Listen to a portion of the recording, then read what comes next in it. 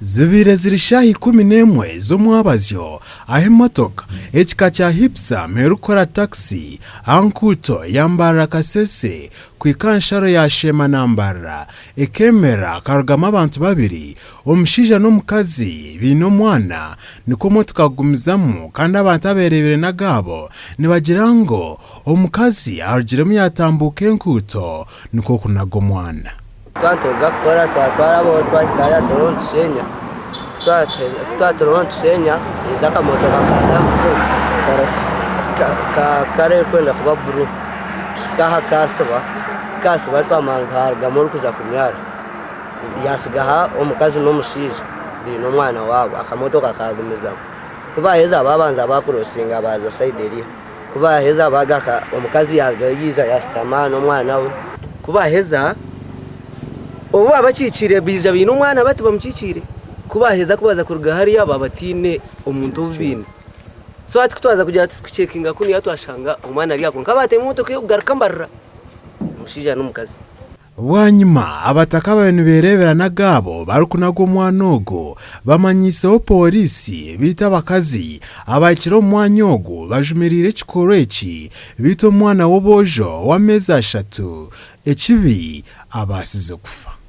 nyoni kuruga koga nyoni ndango cinta cyakora tucuru mu makuru abo kuba abantu bariyo mbara abana abababwine mbabita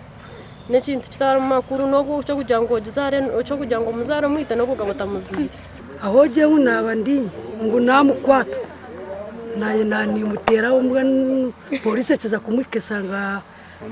namusisire mwini yakore cinta kitari cyo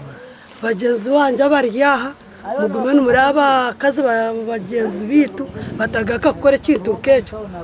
abarinzi b'obusinge bashema ababerebembere OCCID pade mwebazi bajumirire kikoreki kandi basha n'abantu baburijo okwatanisa na polisi babase kwata abantu abakozire kikoreki n'ekintu cyo kushwazana ahabazire kumarubwire ino mucyara wawe kazara umwana ukakura ukamuitengereje. We are investigating this along as a murder case kutwakugira kutwamanya abakora ikintu eki bavuna n'umushango bobisi omubiri gw'omwana gutwiro mukabafo ahiraro rya Kabohe Health Center 4 obona polisi erigumiza mno gwayo gokuchondoza amakuraga gasha kwa Sheikh Abdulatif ahabwa TV West omarishema.